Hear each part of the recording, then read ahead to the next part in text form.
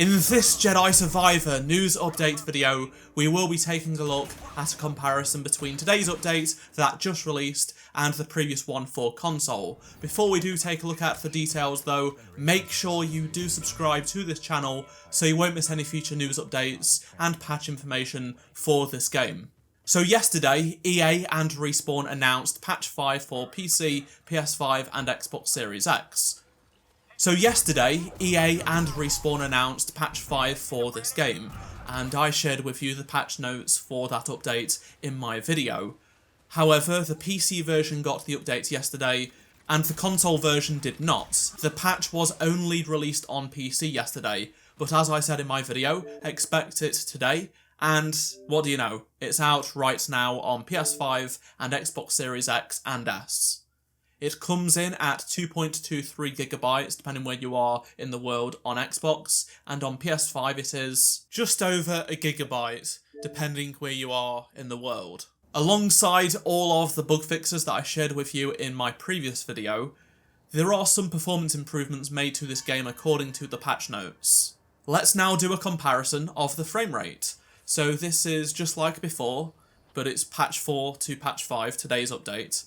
And we are running from one end of Rambler's Reach to the other, just in a straight line all the way through, and this for me has been one of the most, if not the most taxing part of the game. It's just very intensive on resources, so that's why we are picking this as a test. It's very easy to replicate, and as you can see, there is some slight improvement when it comes to how smooth the game is perceived. Unfortunately, I don't have the ability to do an FPS readout, so you don't get actual numbers for this, but as you can see, especially if we slow it down by 50%, the game is clearly slightly more smooth on the right-hand side with patch 5 versus the previous update. It's still not a perfect 60 FPS in performance mode. Of course, that mode has always said it targets 60 frames per second, it doesn't lock at 60 frames per second, but for me, it's definitely improved, but it's still not good enough. It should be higher, it still feels inconsistent like the PC version.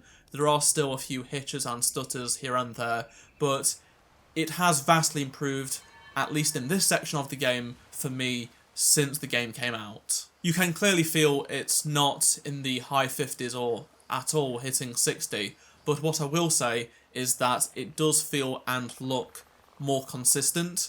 So that's probably why it's probably not dropping as low, but it's maintaining an overall more smooth FPS. From comments I've read online, one of the main issues with the console version in the previous update was the introduction of way more crashes, and the patch notes do say that they've improved stability, so hopefully there are far less crashes. Because I play on PC and not console, that's why I'm not very far through the game, so I've not played the game on console much. I would love to know your experience of today's update, so let me know down in the comment section below if you've experienced more crashes, less crashes, is the frame rates better for you in your opinion?